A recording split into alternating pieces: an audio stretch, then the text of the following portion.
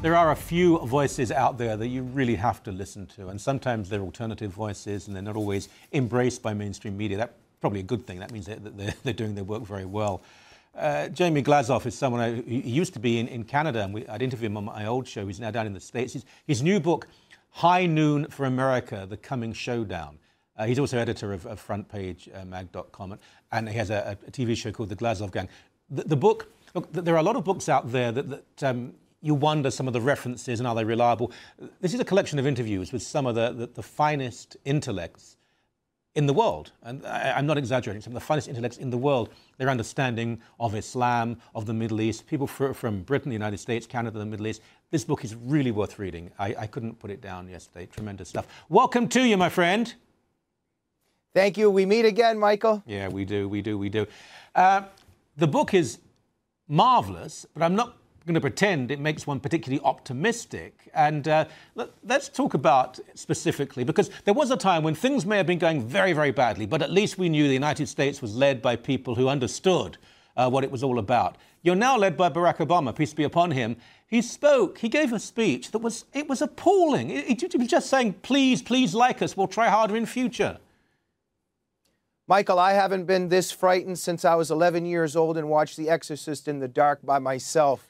I mean, yesterday, what a disgrace. The President of the United States saying that the future must not belong to the slanderers of Islam and of the Prophet of Islam. What does that mean? The President of the United States is supposed to get up and say the future must not belong to the future must belong to the truth tellers and to the people that tell the truth. He is basically carrying out Islamic blasphemy laws in the United States. And that's why we see a filmmaker the other day being dragged out of his house for a film. This is a disgrace. It's a very frightening time. Our president is leading this nation in surrender to Sharia, and it's very frightening. Mm-hmm.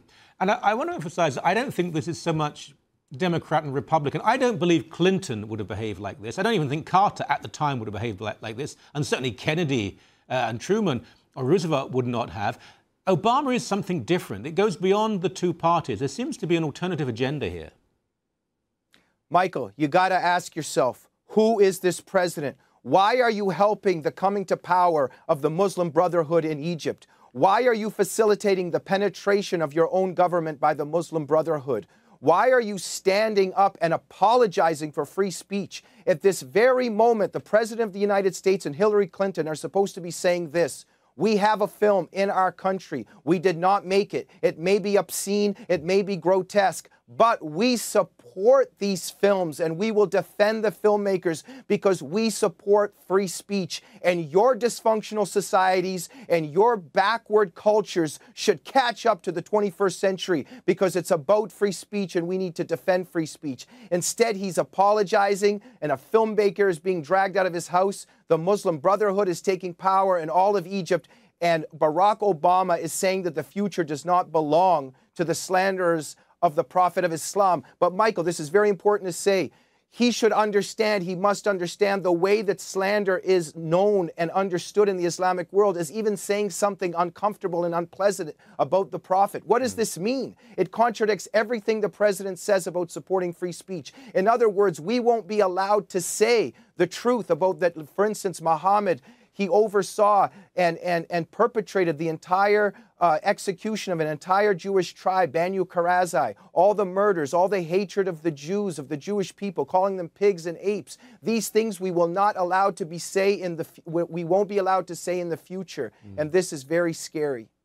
You mentioned dysfunctional societies. Ahmadinejad spoke earlier today, and it was nothing unusual.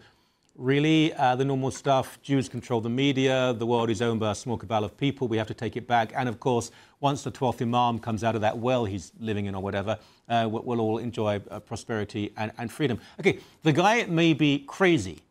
And if he was president of some tiny little country somewhere, we wouldn't care very much. But he leads a nation that will be a nuclear power.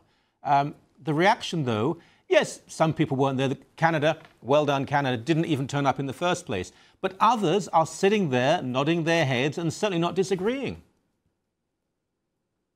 Michael, this is a fanatic speaking about the 12th Imam. And Look, these are fanatics. This is an ideology based on hatred, and they hate the Jews. They hate Israel. This is a moment where all of us have to say, we are Jews, we are Israelis, and stand behind Israel, not like the President of the United States that's bullied our biggest ally in the Middle East, and he's forsaken them and betrayed them. And here's another thing, Michael. Our media and the leftists in our media that control the cultural discourse in our society, they don't take this seriously. They keep thinking that if we give enough money and aid into the poor, oppressed, and the downtrodden, that they'll stop hating us, that they'll stop believing in the 12th Imam and the destruction of the non-believers. They mean what they say. They're on the rooftops screaming that they hate the infidel and that they hate Jews, and they're waging war on us. And we have a president of the United States that's putting the blinders on but you know what, Jimmy, and suffocating Forgive me us. interrupting, but I think it's more than that. I mean, he hates all sorts of people. He said in the speech, the conquest of Christianity. You know what this means. I mean, this is a particular version of Shia Islam, by the way. I mean, it will be complete dominance of Sunni Muslims and pretty much everybody else. But the left, what he said today was absolute redistribution of wealth and power, get rid of Israel, small numbers of people control the war. A lot of people on the left, they thought this was wonderful stuff. I mean, I've been looking at some of the tweets on Facebook, and they're saying, well done, you're speaking for the ordinary people of the world. Michael, you're absolutely right. It is time to stand up for every single one of us. I'm so happy that you just mentioned Christianity and Christians. There is a genocide of Christians occurring right now in the Middle East, in Nigeria, in Iraq, in Egypt. Christians are the victims of genocide, and the world is silent, dragging a filmmaker out of his house, a person that made a film. Yeah. Where is the support of Christians? Where is the outcry of what Islamists are doing to the Christians? Why isn't the President of the United States every day standing up and saying, don't worry about a film. You stop persecuting and killing Christians in your lands and stop demonizing Christians. Yeah. Well said, well said. Always a pleasure to have you on the show. Thank you so much, my friend. Michael, and my love to everybody in Toronto. I lived there for 20 years. A special shout out to the D-Dot. Thank you very much. Okay, thank you.